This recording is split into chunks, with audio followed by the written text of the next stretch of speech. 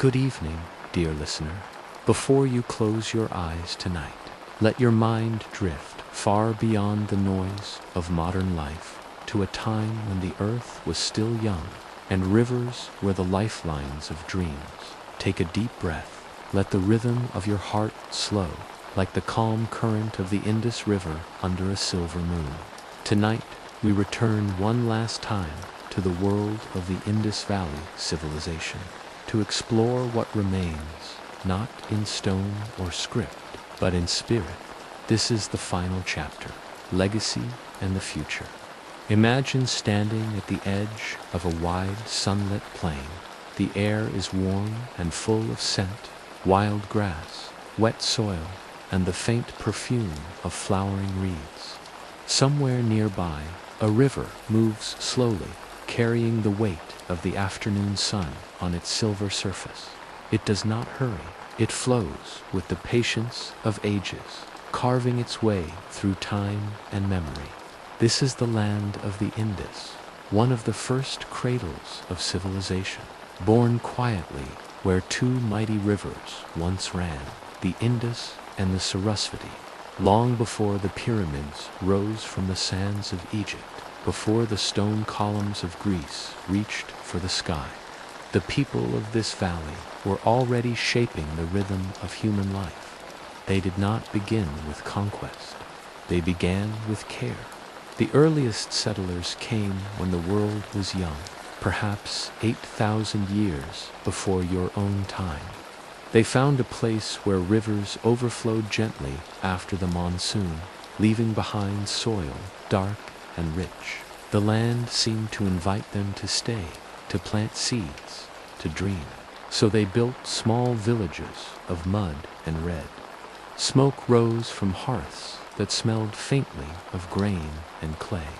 The people watched the seasons, like one watches a heartbeat, each pulse of rain and drought, teaching them the secrets of survival. They learned to grow barley, wheat, and peas, and they domesticated gentle animals, cattle, goats, and water buffalo. Every year, the rivers flooded, and every year they rebuilt. Slowly, their houses became sturdier, their villages larger, their dreams more precise. And somewhere in that long unfolding of time, the Indus people began to think not only of survival, but of harmony. Imagine walking through their first true cities, places that glimmered under the sun like honey-colored mosaics. Harappa and Mohenjo-Daro were their proud creations, though they would not have called them that. Those names were given much later by modern archaeologists brushing dust from history's surface. In their day, they were cities of perfect rhythm. The streets were straight, meeting one another like lines drawn by a careful hand. The bricks, each the same size, each baked in fire, fit together with mathematical precision. Beneath the streets, drains carried waste away. Above them, wells brought water into every home. It was a world built not on hierarchy, but on balance. There were no towering palaces, no grand temples guarded by stone beasts. Instead, the cities breathed equality, each home modest, yet crafted with dignity. A merchant's house and a craftsman's home shared the same materials, the same careful design. At dusk, when lamps flickered to life, the city glowed softly like an ember in the dark. From high above, had you seen it, the streets would have looked like the veins of a leaf, perfect, organic, connected. But life in the Indus Valley was not only about architecture. It was about rhythm, the rhythm of hands shaping clay, of wheels turning, of feet moving through markets, fragrant with spices and sesame oil. You might hear a potter at work, his wheels spinning steadily as he hums a low song to keep time. You might pass a beadmaker, stringing tiny carnelian stones into necklaces that glint like sunset light. Nearby, women grind grain, while children chase each other between rows of drying bricks. The Indus people loved order, but not silence. Their world was alive, full of sound, texture, and color. In one corner of the city, a priest or scholar might draw signs on a small square of clay, tiny carvings of animals and symbols that no one today can fully read. These are the seals of the Indus, the first whispers of a written language now lost to time. Perhaps those seals were used for trade, or perhaps for prayer. Perhaps they were both a way to connect the physical and the spiritual, the practical and the mysterious. At night, the wind would sweep gently across the flat rooftops. The air cooled, carrying the sweet scent of river water. People gathered under the stars, telling stories, their voices low and calm. Somewhere, a flute played, its notes soft and hollow, like birds calling to the moon. No monuments rose in their honor. No great inscriptions shouted their deeds. And yet, what they built endured far longer than empires that came after them. Their legacy was not carved in stone, but baked into brick, buried beneath centuries, waiting patiently to be rediscovered. Their relationship with the rivers defined them. The Indus was their lifeline, unpredictable yet generous. It fed their crops, carried their boats, and linked their distant cities like pearls on a string. They watched the monsoon clouds gather in the south, dark and heavy, and they waited for the first drop to fall. When it came, they celebrated quietly, knowing that life would return to the fields.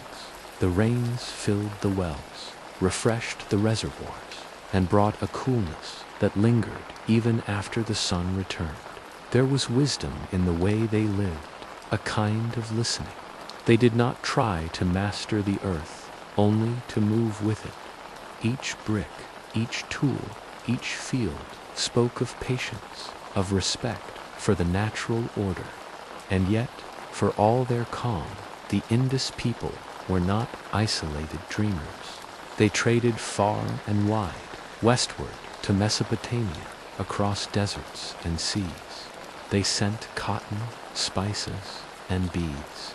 They received metals and stories from lands whose names are lost to us. Their merchants must have stood on foreign shores, watching other suns rise, carrying with them the quiet confidence of a people who knew how to build cities that breathed. Even so, they returned home to the valley that cradled their civilization like a gentle hand. When you think of the Indus, imagine not an empire, but a garden, vast, ordered, and alive. Imagine a place where people worked not for kings or gods, but for the rhythm of life itself. Their achievements were humble in appearance, yet vast in meaning. A well dug deep enough to touch the cool heart of the earth. A kill that turned clay into permanence. A drain that kept disease away. A seal that carried their thoughts across oceans. In every detail, they left a trace of grace, a reminder that civilization can grow, not only from conquest or ambition, but from understanding, patience, and care. As you close your eyes, imagine the sound of that ancient world, the soft slap of wet clay, the low murmur of traders counting goods, the wind whispering through reeds by the riverbank. The Indus Valley lives on in that rhythm, in every city planned with reason, in every street that meets another at a perfect right angle, in every place where water and human hands work together. Long before history was written, they had already composed its quiet melody. And if you listen carefully, even now, beneath the hum of your own city, you might still hear it, the echo of their balance, their patience, their dream in clay. Imagine dawn in the city of Mohenjo-Daro. The first light touches the baked brick walls, painting them gold. A cool mist rises from the river, wrapping the streets in quiet mystery. The air hums with anticipation, Another day begins in one of the most remarkable cities the ancient world has ever known. If you listen closely, you can hear it, the rhythm of civilization, the splash of water from a public bath, the creak of a cartwheel over smooth streets, the laughter of children running through narrow lanes lined with sun-dried walls. Here, in this gentle harmony, the Indus people reached the height of their brilliance, their classical age. Their world had grown vast, from the north to the far south, from the mountains to the sea. Their cities spread like constellations, connected by trade and trust. Harappa, Mohenjo-Daro, Dolavira, Lothal, each one unique, yet all sharing the same quiet genius. Everywhere, the same careful rhythm guided their building. Streets met at right angles. Houses stood in perfect rows, each with its own courtyard, its own well, its own space to breathe. Beneath the surface, unseen by the eye, ran channels of clay that carried water and waste, the veins of a living city. You could walk for hours through these streets and never lose your way. Everything followed a design both logical and kind, as though the city itself was a reflection of the natural world, orderly, balanced, at peace. Life here was simple, yet refined. The people wore light cotton garments, spun on soft looms. Women adorned themselves with bracelets of ivory and shells, their hair coiled neatly beneath the morning sun. Men wrapped cloth around their waists and shoulders, their hands stained with the color of the earth, red from clay, green from stone, white from chalk. In the markets, the world gathered. Merchants laid out beads that shimmered like captured light. Carnelian from Gujarat, lapis lazuli from faraway Afghanistan, agate, turquoise, and gold. The smell of sesame oil and roasted grain filled the air, blending with the distant sweetness of honey and milk. Trade was their heartbeat. Boats drifted down the Indus River, carrying goods from city to city and out toward the sea. Their ships waited, bound for Mesopotamia, where the people of Sumer and Akkad marveled at the fine cotton, the carved seals, and the delicate craftsmanship of the Indus. Even now, deep in ancient ruins, archaeologists find small Indus seals buried in the soil of Mesopotamia, proof of a friendship across oceans. The seals are among their most mysterious gifts. Imagine one in your hand, a square of smooth steatite, cool against your skin. Upon it, a tiny image, a bull with curved horns, a tree bending gently, and a row of symbols like whispers, frozen in clay. No one today can read those marks. Their meaning is lost, their sound forgotten. But you can feel their intention, an attempt to record, to remember, to reach beyond the limits of time. Each seal was a message, perhaps a prayer, perhaps a mark of trade, perhaps both. It reminds us that long before the letters of Greek or Latin or Sanskrit were shaped, the Indus people had already begun to write. Their script remains silent, but their silence is not emptiness. It is depth, waiting to be understood. Religion, too, lived quietly in their world. There were no massive temples carved in stone, no statues of kings demanding worship. Instead, spirituality was woven into the rhythms of life, in the flowing water of the great bath, in the fertility of the fields, in the humble clay figures of mothers and animals found in their homes. Some scholars believe they honored a mother goddess, a spirit of earth and renewal. Others see in their carvings the early echoes of Shiva, the lord of beasts, seated in meditation, surrounded by animals and life. Whatever their faith, it was gentle. It was less about domination and more about harmony, a belief that the divine flowed through everything. rivers, soil, breath, and silence. As the sun climbs higher, imagine standing at the center of the city. Around you, the streets are alive with movement. Traders balancing baskets, children following their mothers, artisans bent over their work. A potter turns his wheel, his hands sure and steady. A weaver hums softly, the threads of her loom dancing in rhythm. Metal workers hammer bronze into shape, their tools ringing like soft bells in the morning air. Each sound belongs to a greater song, the song of creation, of continuity. The Indus people were not ruled by kings, yet their unity was strong. Their order came not from command, but from understanding. Everyone knew their role, their place, their purpose. In that balance, their civilization flourished. The heart of the city was the great bath, a wide, sunken pool lined with baked bricks, filled with clear water. Steps descended gently from every side. When the light struck it just right, the surface shimmered like glass. No one knows exactly how it was used.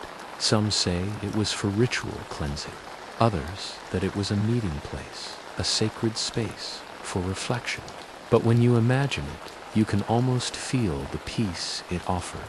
Cool water, embracing warm skin, the echo of footsteps on stone, the slow ripple of light on the walls. It was not a place of power, but of purity. Not a monument to gods, but a sanctuary for the human spirit. And yet, beneath all this beauty, there was an unspoken wisdom, the understanding that everything in life must move in cycles. The people of the Indus lived by that truth. They did not build empires to last forever. They built systems that could adapt, cities that could breathe, societies that could endure change. Their governance was invisible yet effective, their laws unrecorded yet respected. The city ran like the rivers, guided by unseen channels, steady, sure, self-sustaining. Perhaps that is why they left behind no monuments of ego. Their glory was in balance, not in spectacle. As evening falls, the markets quiet.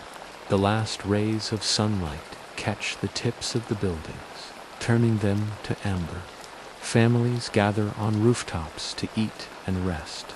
Smoke from cooking fires rises in thin, gentle threads.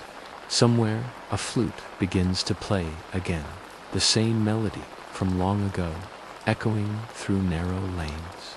In this soft twilight, the Indus people lived their truth, peaceful, ordered, enduring. Their world was not one of kings and wars, but of homes and hands, of water and wind. They built a civilization that did not shout, but whispered, and somehow that whisper has carried across 5,000 years. So as you rest tonight, imagine that city glowing in the dusk. The lamps are lit, the air smells of clay and river water, and the stars above shine just as they did over Harappa and Mohenjo-Daro. The people move quietly through their lives, trading, building, creating, unaware that they are crafting one of the greatest legacies in human history. And perhaps in the stillness of your own night, you can feel it too, the calm of the Indus, the patience of their rivers, and the timeless rhythm of a civilization that dreamed in clay.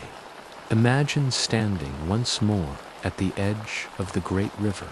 The sun is low, and the wind carries a softness that feels like memory itself. The Indus flows steadily before you, its waters gold under the fading light, and far away, beyond the dunes and mountains, something stirs, not a storm, but a whisper. It is the whisper of movement, of travelers, merchants, wanderers, of winds that bring new stories. This was the age when the Indus world began to open its quiet doors to the outside, when distant lands brushed gently against its calm, ordered heart. For generations, the people of the Indus Valley had lived in harmony with their rivers and seasons. They built their cities with care, grew their crops with wisdom, and sailed their boats down the Indus toward the sea. But the river was not only a giver of life, it was also a path. And every path, sooner or later, brings someone new. The first of these newcomers were traders, men with skin tanned by foreign suns, speaking in strange tongues, carrying goods that glittered like starlight. They came from faraway Mesopotamia, from lands the Indus people knew only through rumor and curiosity. Across the Arabian Sea, the sails of their boats caught the same wind that once touched the mountains of Persia. They followed the monsoon currents, guided by stars, drawn by the promise of trade. And when they arrived, they found not chaos or wilderness, but cities more organized, more peaceful, more humane than anything they had ever seen. Picture that meeting for a moment. On one side, a merchant from the west, wrapped in linen, his hands rough from the salt air. On the other, a trader from Mohenjo-Daro, wearing cotton woven soft as mist. Between them, on a clay table, lies a small seal carved with an image of a bull and signs that neither can read, yet both understand. They do not share a language, but they share something deeper, trust. With measured gestures, they exchange goods, copper and silver, for spices and beads, ivory for wool. Each transaction adds a new thread to the growing fabric of connection between civilizations. The winds of trade had found the Indus, and with them came the first ripples of change. But trade was not the only current that crossed those waters. Ideas, too, began to flow, softly, invisibly, like perfume carried on a breeze. The people of the Indus saw new tools, new ornaments, new ways of shaping metal and stone, and they adapted not by abandoning their own traditions, but by blending them with grace. To them, change was not a threat. It was a conversation. In their cities, foreign traders found hospitality. They were offered grain, shelter, and the gentle smile of curiosity. Some stayed for a season, others stayed for life. The Indus people welcomed them, not as conquerors or strangers, but as guests, because in their worldview, the earth belonged to all who respected its rhythm. Beyond trade and travel, nature too brought its share of influences. Each year, the monsoon winds swept across the ocean, carrying clouds heavy with rain, but also seeds, spores, and even the scent of lands unseen. Those same winds whispered of distant mountains and deserts, of cultures and peoples living beyond the horizon. The Indus people listened, they learned, they adjusted. Their pottery styles began to change. New shapes, new motifs. Their ornaments showed patterns that hinted at contact with the West.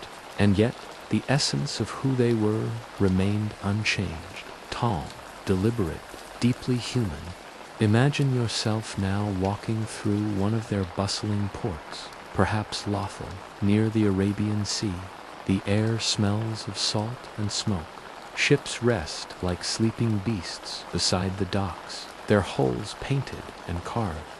Workers move in rhythm, loading bundles of goods into boats, baskets of grain, rolls of cotton, jars of oil, bricks of dried fish for long voyages.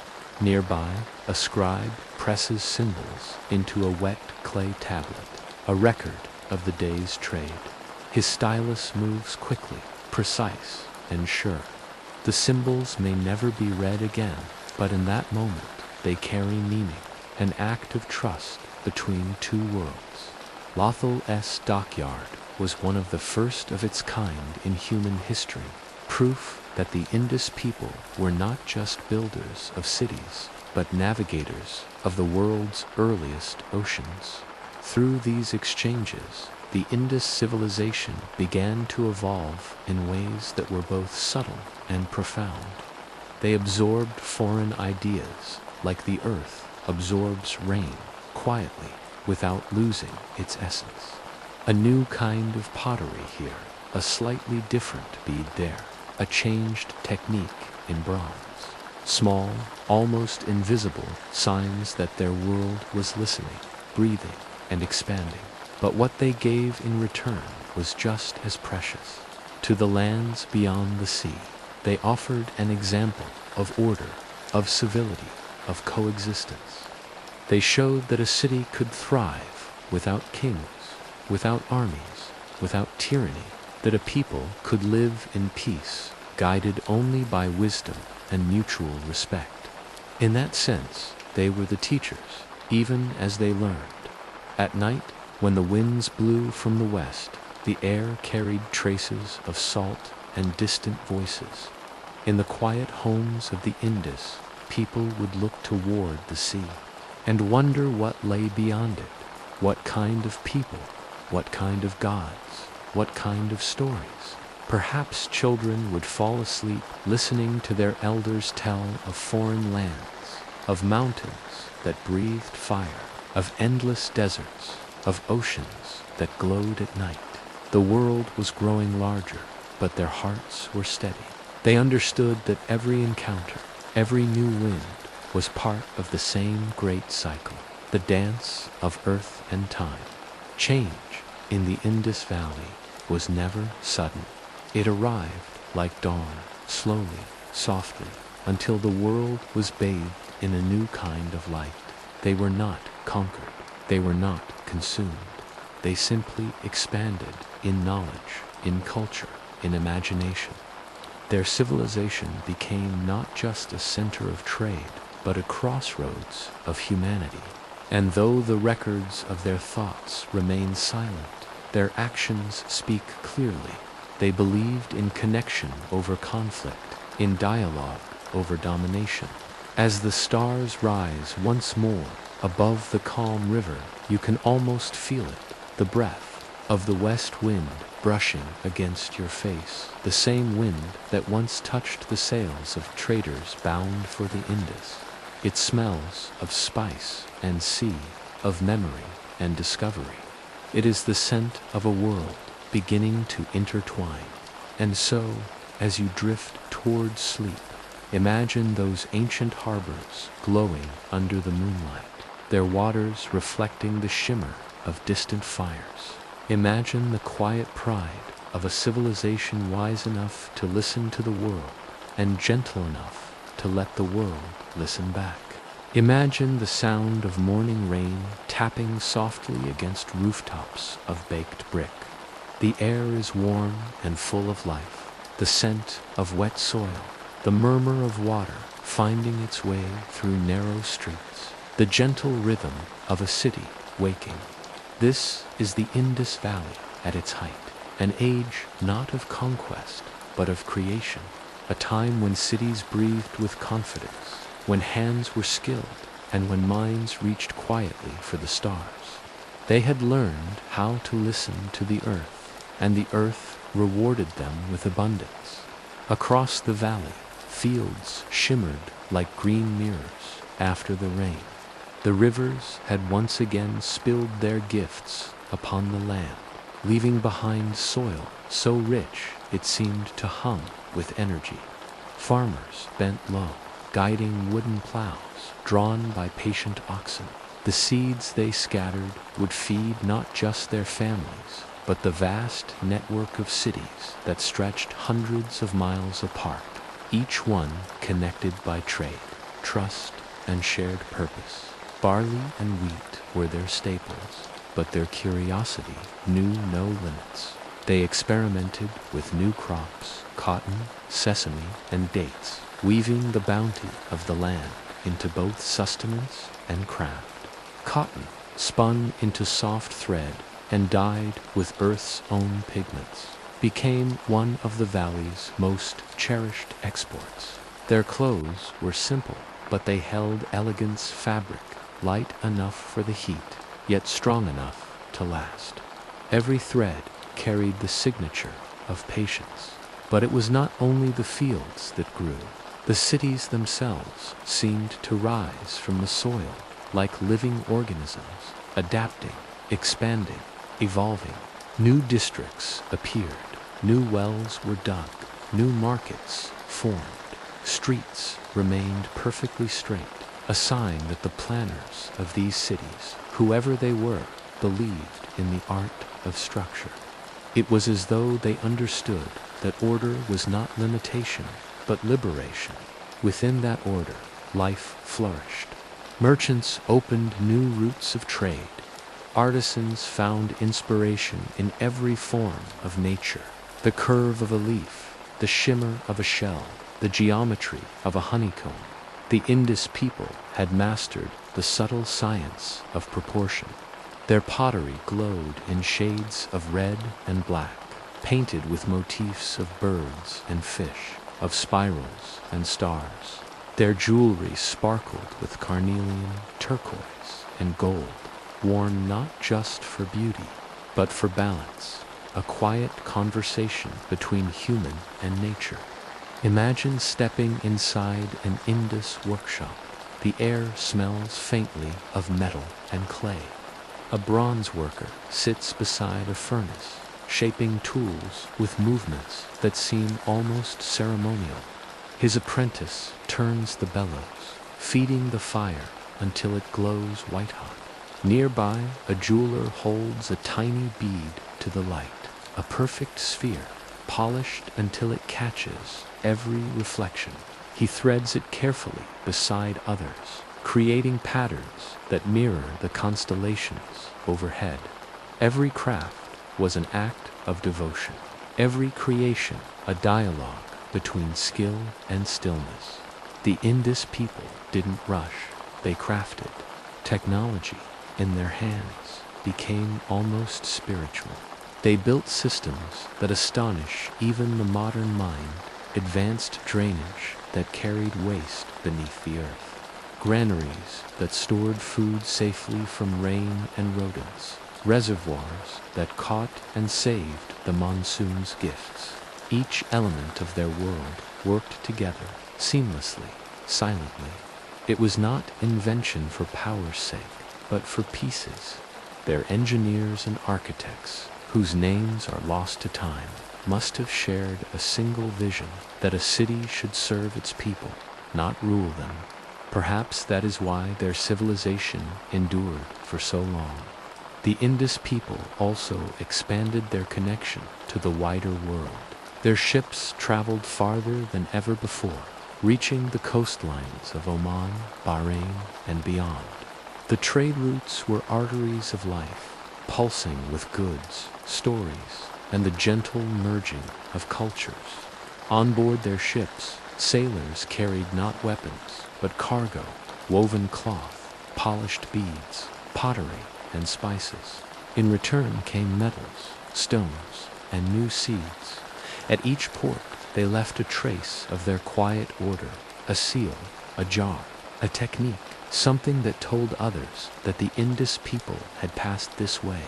And though we can no longer hear their language, the evidence of their communication remains in trade weights, in precise measurements, in the unmistakable stamp of consistency. Wherever they went, their precision followed. But perhaps the greatest growth was not in their trade or technology, it was in their thought. The Indus people looked up at the sky and began to notice patterns. They marked the movement of stars, the phases of the moon, the rhythm of the monsoon. Slowly, they began to understand that the universe itself had order, a structure not unlike the one they built on Earth.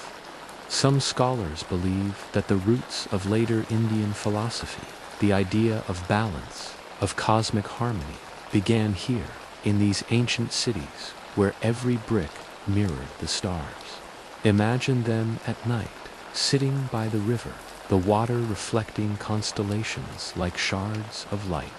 Perhaps someone points to the heavens and says, softly, as above, so below. Their sense of time was cyclical, not linear. They saw life as a rhythm, planting and harvest, creation and decay, rise and return. That is why their cities show signs of rebuilding, layer upon layer. When walls crumbled, they were rebuilt upon the same foundations. When houses aged, new ones rose above them. The earth itself became their history book, written in strata of clay and brick. Even decay was part of growth. Imagine now the city of Harappa at twilight. The streets glow with the warmth of cooking fires. Somewhere, a group of women grind grain while singing softly to keep time. A child chases a stray dog, laughing, his feet splashing in puddles left by the afternoon rain. In the distance, a craftsman locks his workshop, his hands still dusty from bronze. He pauses, watching the sky darken. The air cools. The city hums with peace. This was the world they built, not loud, not grand, but enduring. And as night deepens, the Indus River flows steadily past the sleeping city. Its surface reflects the stars, each one trembling slightly in the current. In that reflection lies the truth of the Indus Valley, a civilization that grew not by force, but by faith. Faith in balance, in skill, in patience, and in the quiet intelligence of human hands. Their age of growth was not an explosion, but a deepening, the kind that transforms a civilization from survival into art. And as the world outside continued to shift and stir, the people of the Indus remained what they had always been, builders of harmony, keepers of rhythm, dreamers in clay. Imagine standing at the edge of the Indus River, centuries after its golden age. The water still flows, but slower now, shallower. Where once it roared with confidence, it now murmurs, as if the river itself is growing old. The air carries a different rhythm.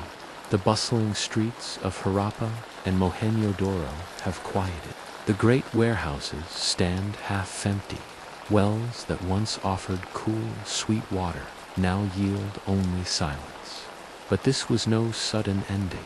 It was a slow, graceful fading, like a song that lingers on its final note, refusing to truly end. The land that had once given everything began to change. The monsoon rains grew unpredictable. Sometimes they came too late, sometimes not at all. The fields, once emerald and full of grain, began to crack under the heat. The farmers, patient and wise, tried everything. They dug deeper wells, they shifted their crops. But nature, in her quiet mystery, had changed her rhythm and the people. For all their brilliance, could not command the sky. You can almost hear their footsteps, leaving behind the old farms, moving closer to the rivers in search of gentler soil. The Indus River itself began to wander, changing course as rivers do, carving new paths through the plains, abandoning some cities, flooding others. What was once the lifeblood of the civilization became both giver and taker. Still, life continued. The people did not vanish in fear or fury. They adapted as they always had.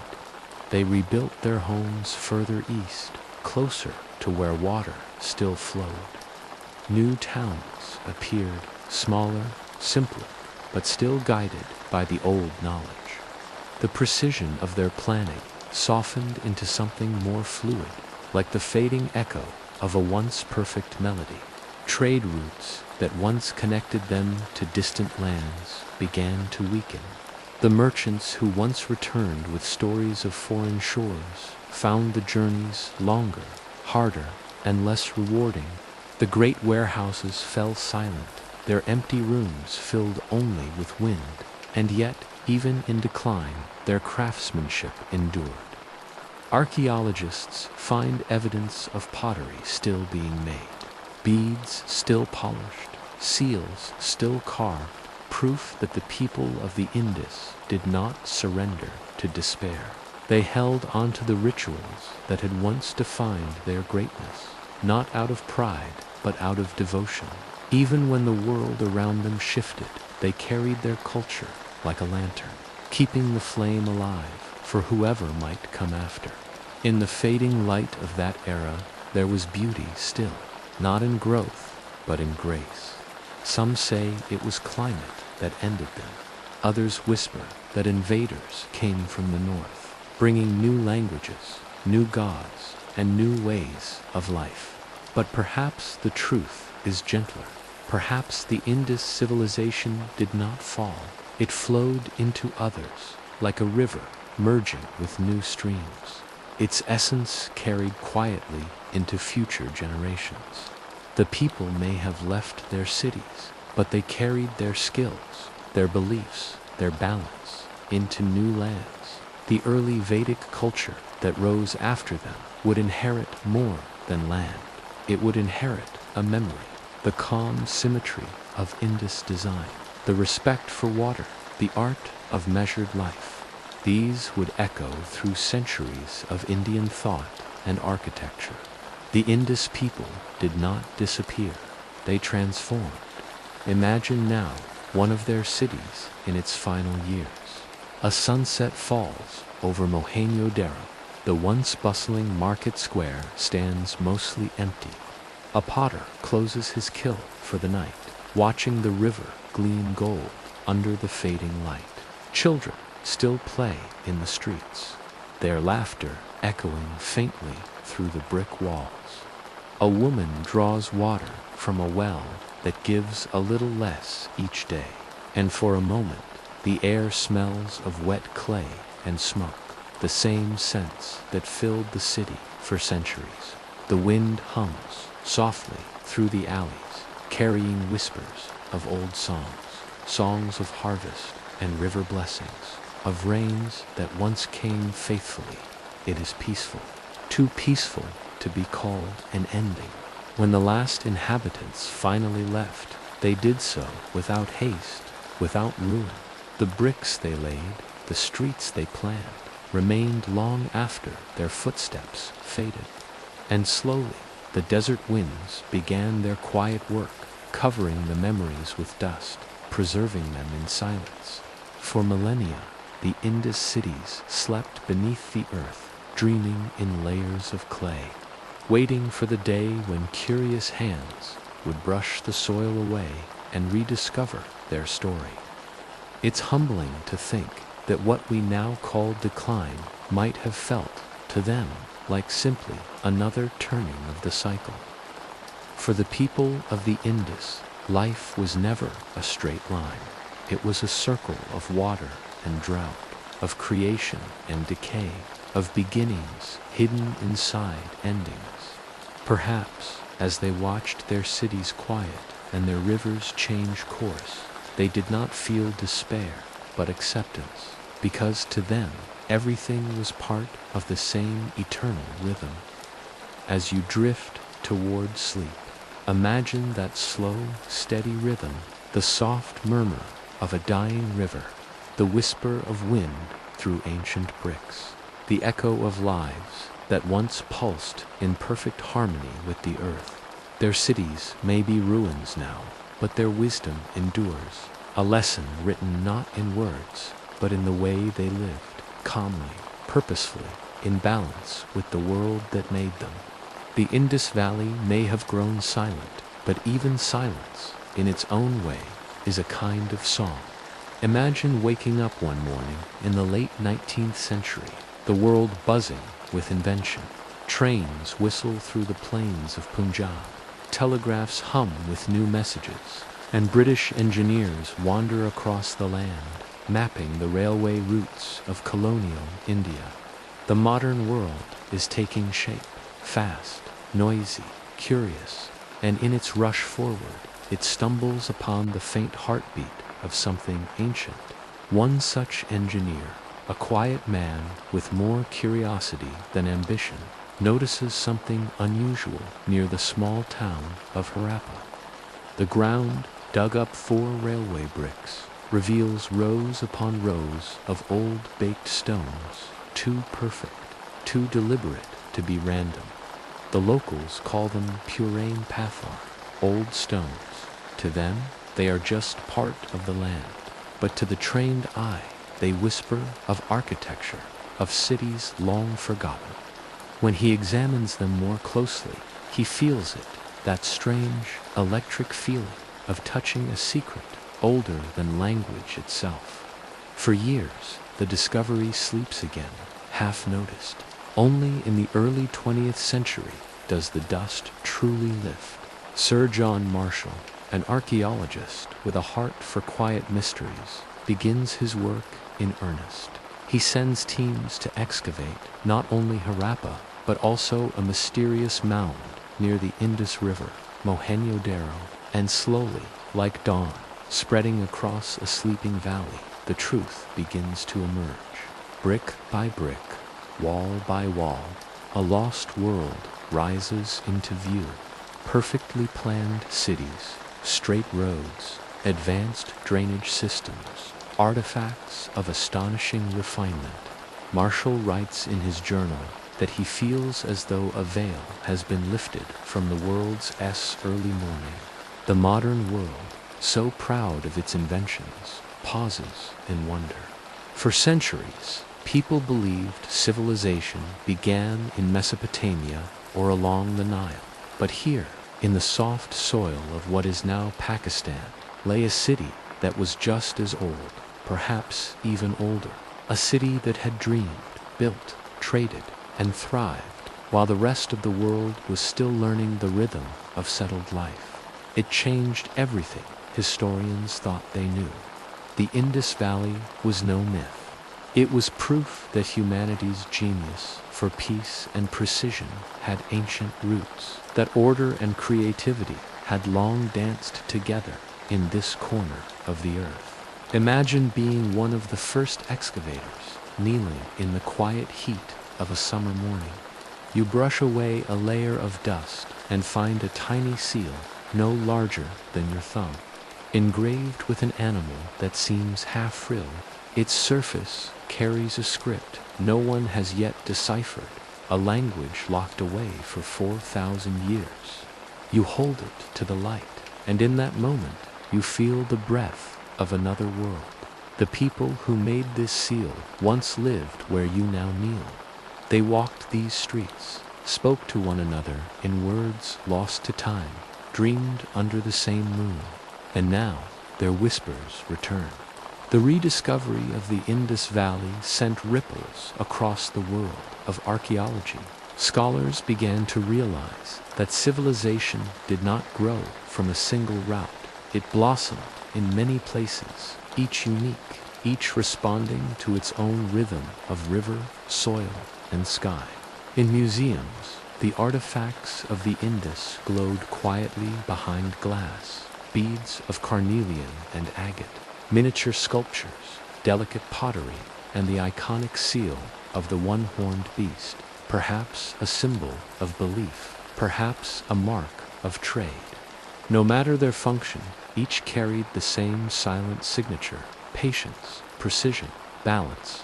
In the decades that followed, as India and Pakistan took shape as new nations, the Indus civilization became a shared memory, a gentle reminder that before borders and politics, there had been unity in creation, a collective rhythm of life guided by rivers and rain. Both nations claimed its legacy, not as a prize, but as a heritage of brilliance, a proof that the roots of their lands reached deep into time's earliest gardens. Archaeologists continued to explore, and with each discovery, a new well, a new street, a new inscription, the story grew richer. It became clear that the Indus people were not lost to time. They were hidden, waiting for the modern world to listen. And as technology advanced, the listening became deeper. Satellites traced the ghostly lines of ancient rivers that once fed the cities. Chemical analysis revealed the trade of distant lands. DNA studies whispered of migrations and minglings long forgotten. The ancient cities, once buried under silence, now spoke through science, their voices carried not by myth, but by data. It was as though modernity, in all its precision and machinery, was finally meeting its oldest mirror. For what were the Indus people, if not the first engineers? What were their seals, if not the first data records? Their wells, their grids, their measurements, echoes of a logic the modern world still follows. The past and the present shook hands quietly across millennia of dust. Imagine, now, walking through the ruins as they stand today. The bricks are warm under your fingers. The air smells faintly of sand and time. The wind carries no sound except the rustle of dry grass between the old walls. It's hard to believe that beneath your feet, thousands of lives once moved with purpose. Farmers, potters, merchants, musicians. You can almost hear them still, the hum of daily life, the laughter of children by the wells, the splash of water through stone channels. The ruins do not mourn. They rest peacefully, beautifully, as if they know they are finally understood. In rediscovering them, humanity also rediscovered something of itself, that progress is not only about conquest, but about balance, that civilization is not measured in empires, but in the quiet sophistication of shared purpose. The Indus Valley, reborn in modern eyes, reminds us that wisdom often lies not in loud achievements, but in the soft precision of harmony between people, land, and time. And so, even as skyscrapers rise and satellites circle the earth, the gentle rhythm of the Indus still flows beneath our feet, a pulse from 4,000 years ago, still beating, still whispering. Remember what it means to build with balance. Imagine standing at a great table of time, a long, smooth surface stretching endlessly in both directions. Across it lie the scattered artifacts of humanity, clay tablets from Mesopotamia, hieroglyphs from the Nile, scrolls from China, marble from Greece. And there, at one gentle corner of the table, rests a small square seal from the Indus Valley, carved with perfect care, silent but sure. It does not shout for attention. It does not boast of kings or conquests. And yet, its quiet presence completes the picture. Without it, the story of civilization feels somehow unfinished. The Indus people did not build monuments to rulers or carve tales of wars upon their walls. Their legacy was written instead in patterns, in the symmetry of streets, the precision of weights, the harmony of their urban design. They showed the world something extraordinary, that a civilization could flourish without chaos, prosper without tyranny, and advance without the need for dominance. Their order was not enforced by might, but by understanding. They seemed to have discovered that the true architecture of civilization begins not with walls, but with cooperation. In the grand conversation of ancient civilizations, the Indus Valley was the quiet thinker, the philosopher who listened more than spoke, who let structure and serenity express what words could not. Mesopotamia invented writing, Egypt mastered stone, China crafted order. But the Indus people built something subtler, a harmony between humanity and environment. Their cities were not imposed upon the land. They grew with it, aligned with river, wind, and rain. Their streets followed logic, not ego. Their wells served all, not one. It was, perhaps, the world's first blueprint for sustainable living. When later civilizations looked back, though they might not have known the name Indus, they inherited its sensibility. From the Indus people, the subcontinent learned the art of measurement, the dignity of clean water, the rhythm of city grids, the value of balance. The echoes can be traced even into later Indian architecture. The courtyards, the symmetrical layouts, the reverence for water as sacred space. In many ways, the Indus vision never truly vanished, it merely evolved. Their influence also traveled beyond their lands, carried quietly by trade and migration.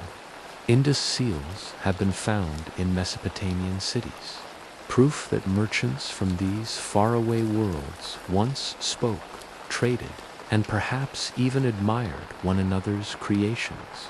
Imagine a Mesopotamian trader holding an Indus seal, feeling its smooth surface, wondering about the people who made it, people who lived beyond deserts and mountains, in cities, clean, ordered, and alive. In that moment of contact, two ancient hearts of civilization beat together. However briefly, trade was their diplomacy, and beauty was their language. The Indus legacy, though long forgotten by name, shaped later ideas of urbanity and civic balance. Even in the modern world, urban planners marvel at their foresight, their drainage systems, their equal-sized housing blocks, their efficient waste management, all designed over 4,000 years ago. It humbles us to realize that the foundations of modern cities rest on ideas first dreamt in the silence of that ancient valley. The Indus people were not inventing comfort, they were designing coexistence. And beyond the walls and wells, their philosophy of life quietly influenced how later generations saw the world. In the gentle order of their cities, we sense the seeds of a worldview that peace is not passive, that order is not restriction, that progress is best measured by balance. These are values that would echo centuries later in the teachings of early Indian thought, in the ideas of harmony, karma, and unity with nature. Though we cannot read their language, their world speaks clearly through its design. It whispers, live in rhythm with the earth, not against it.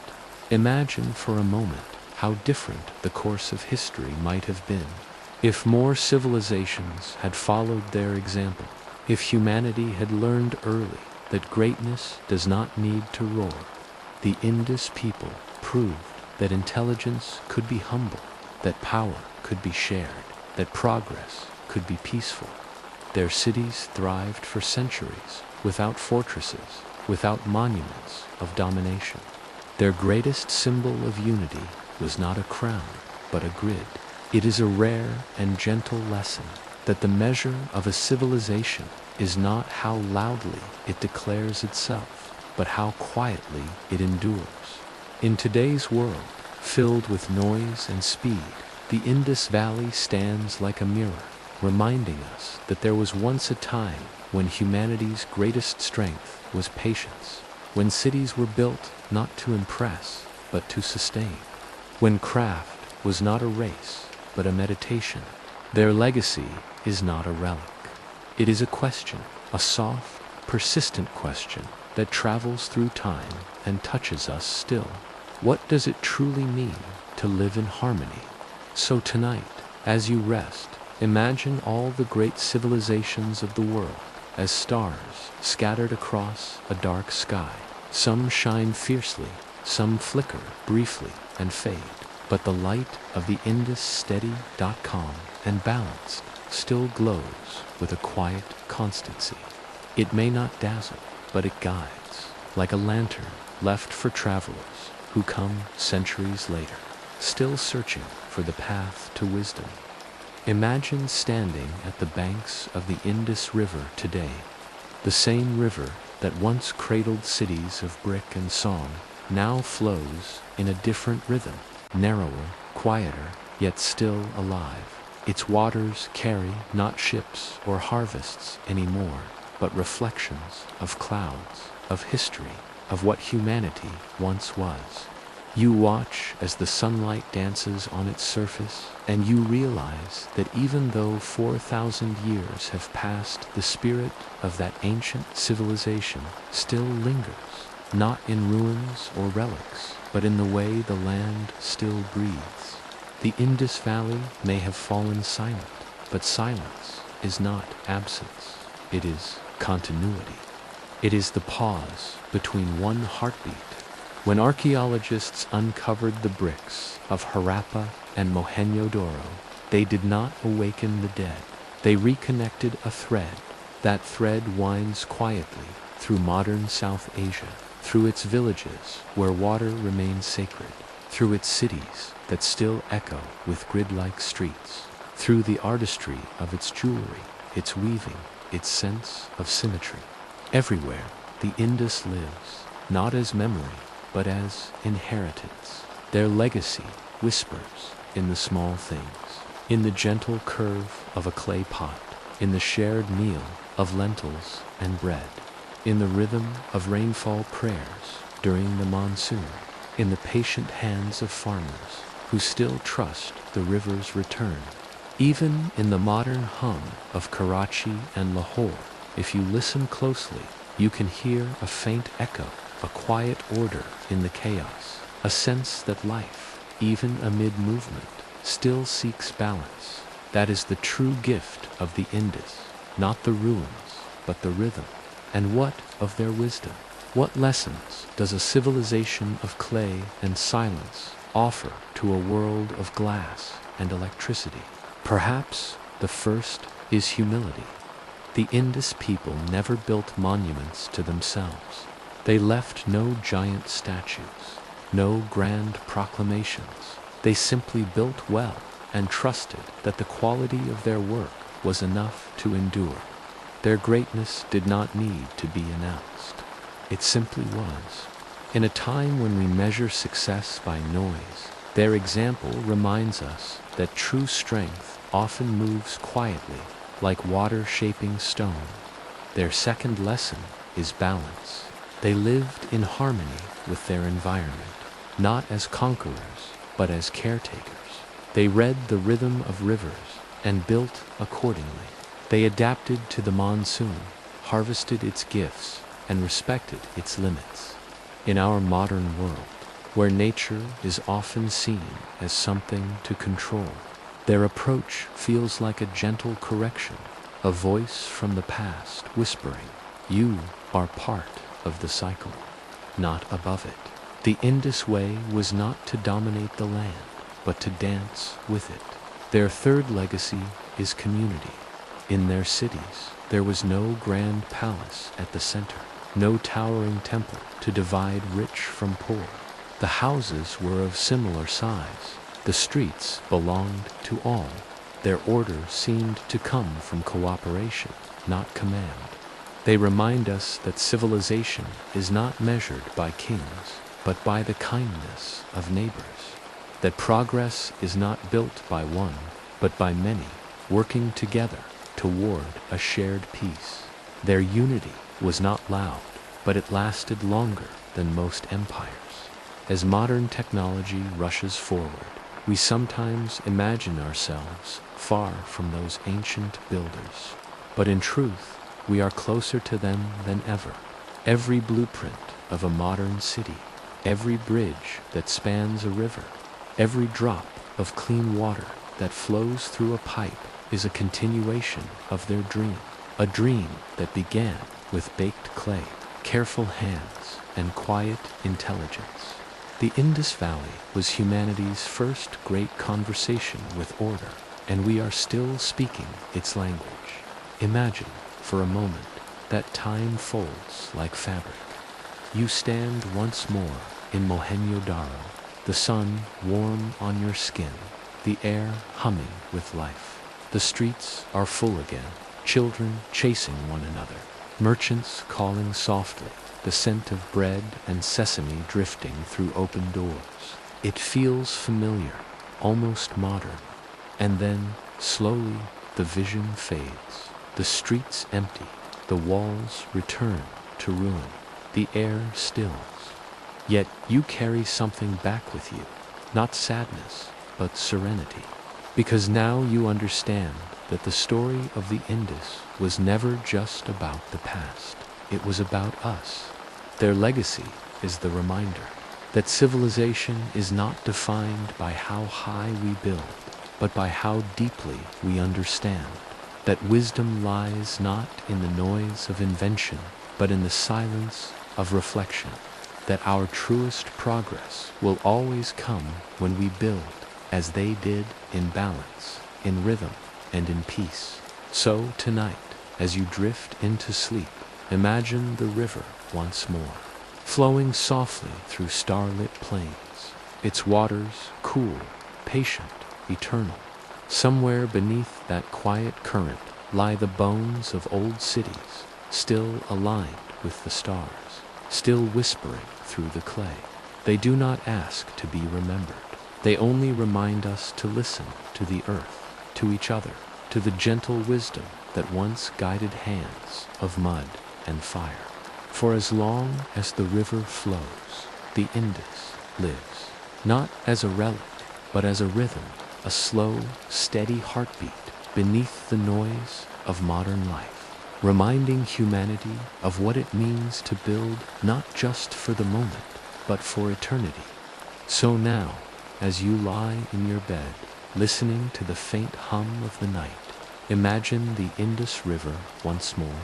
See it glimmering under the starlit sky, its waters slow and timeless, moving softly between the banks that once held cities of clay and dreams. The people are gone, but their rhythm remains in you, in all of us, in the gentle order that underlies life itself.